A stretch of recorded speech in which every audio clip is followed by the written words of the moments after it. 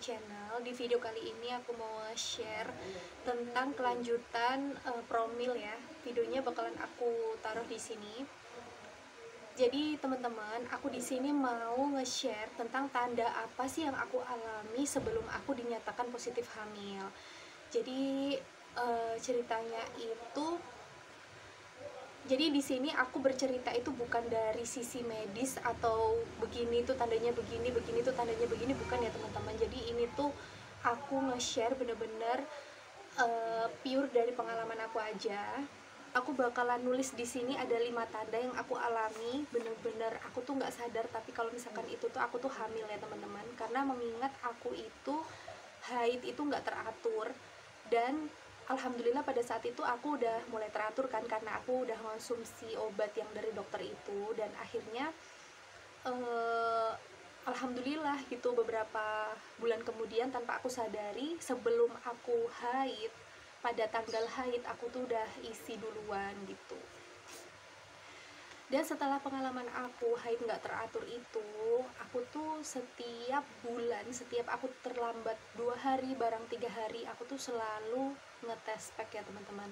Tapi karena pada saat ini, pada saat itu maksudnya aku waktu penantian itu, aku tuh terus nggak ngetes pack terus gitu, karena aku tuh lebih santai gitu loh. Aku tuh lebih ngelonggarin pikiran aku untuk nggak buru-buru tes pack. Misalkan telat 4 hari, telat 3 hari itu aku bener-bener, karena pengalaman sebelumnya aku tuh telat seminggu tapi aku juga nggak isi, makanya di selanjutnya, bulan-bulan selanjutnya, walaupun aku itu udah high teratur, aku tuh tetap nggak tes pack gitu walaupun aku udah terlambat gitu. Dan pada saat ini aku di bulan ke-6 menuju ke-7 bulan itu tuh aku tuh kalau menurut tanggal yang aku catat, karena pada saat itu aku nggak punya aplikasi ya teman-teman, aku nggak nyatet tanggal haid aku di aplikasi karena mengingat HP ku tuh nggak muat memorinya, makanya aku cuma catat aja di buku gitu kan.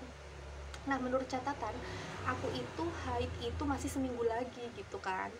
Dan pada saat itu ceritanya temen aku itu yang nikahnya bareng aku, lamarannya bareng aku, terus hamilnya itu dia duluan gitu loh. Dia tuh ngabarin ke kontrakan aku kalau misalkan dia udah isi gitu kan.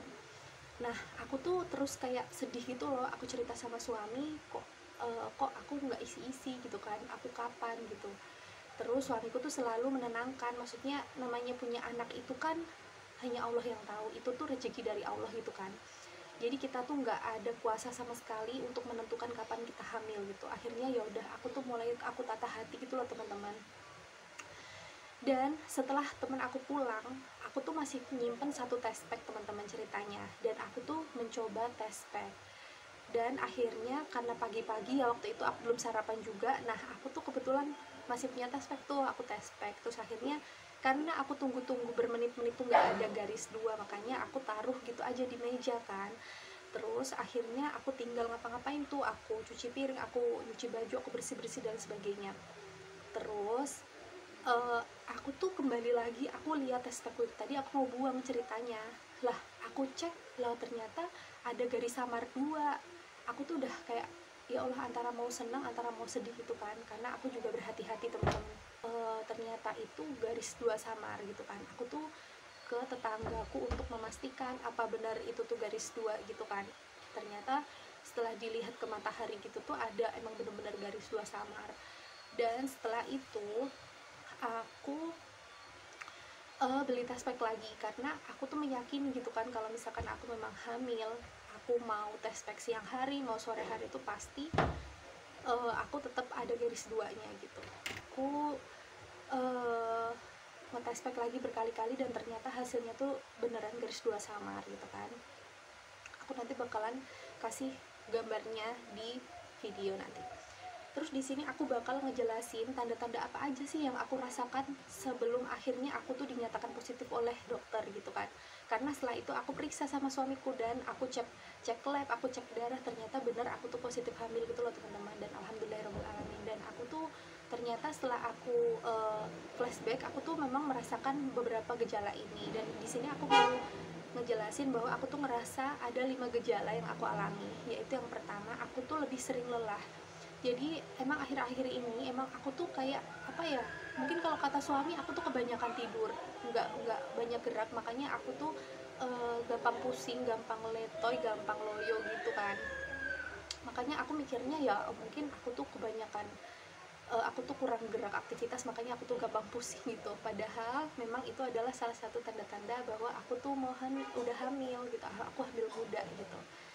Terus tanda-tanda yang kedua, aku tuh ngerasa nyeri pada bagian payudara. Jadi nyerinya tuh gimana ya teman-teman, kalau mau haid gitu loh, itu biasanya kan ada tuh yang punya tanda-tanda kadang tuh payudaranya tuh ngerasa kayak keras, kayak sakit gitu kalau dipegang. Nah aku tuh pada akhir-akhir itu tuh aku mah ngerasa begitu teman-teman, tapi aku mikirnya oh mungkin aku PMS gitu, karena aku jadwalnya tuh seminggu lagi aku tuh haid gitu.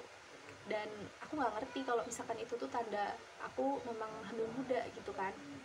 Terus tanda yang ketiga, aku tuh mengalami keputihan, karena biasanya sebelum menstruasi atau sesudah menstruasi aku tuh keputihan ya teman-teman, walaupun nggak over, dan aku rasa itu tuh hal yang wajar gitu.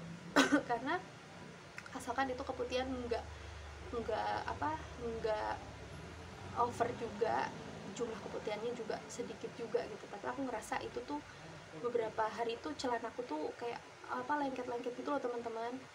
Beda ya sama seovulasi. Kalau ovulasi kan kayak ada lendir-lendir yang nggak putus itu kan, kalau misalkan ini tuh bener-bener putih, keputihan gitu. Terus tanda yang keempat, suhu basal tubuh naik. Jadi setiap pagi hari tuh kadang-kadang tuh aku ngerasa kayak demam, kayak pusing, sakit apa kayak orang masuk angin gitu teman-teman. Tapi nanti siang hari udah biasa aja gitu. Terus nanti mau masuk ke malam hari tuh aku tuh kayak ngerasa demam lagi gitu, tapi nggak mesti gitu. Terus tanda-tanda yang terakhir adalah, nah setelah aku dinyatakan positif hamil oleh dokter, sampai di rumah tuh aku tuh bener-bener ambruk, aku pusing, aku nggak kuat ngapa-ngapain, aku mual setiap pagi, terus pusingnya tuh bener nggak berhenti, makanya aku sampai nggak bisa aktivitas. Itu berlangsung dari usia 4 minggu kehamilan sampai usia 4 bulan, aku tuh baru bisa bangun, aku baru bisa aktivitas kayak biasanya. Terus ya udah, itu tadi tanda-tandanya ya teman-teman. Semoga memberikan manfaat, semoga teman-teman yang sedang berikhtiar dimudahkan oleh Allah, dan semoga pokoknya semoga semuanya dimudahkan oleh Allah. Bagi teman-teman yang mau sharing atau mau ada pertanyaan, bisa DM ke Instagram aku atau komen di komentar. Kita bakal bahas ini lagi kalau ada yang mau dibahas atau teman-teman yang mau tanya. Semoga videoku kali ini bermanfaat. Aku gak mau terlalu panjang kali lebar. Semoga memberikan manfaat dan juga semangat buat teman-teman yang mau berikhtiar. Sampai jumpa di video aku selanjutnya. Assalamualaikum warahmatullahi wabarakatuh.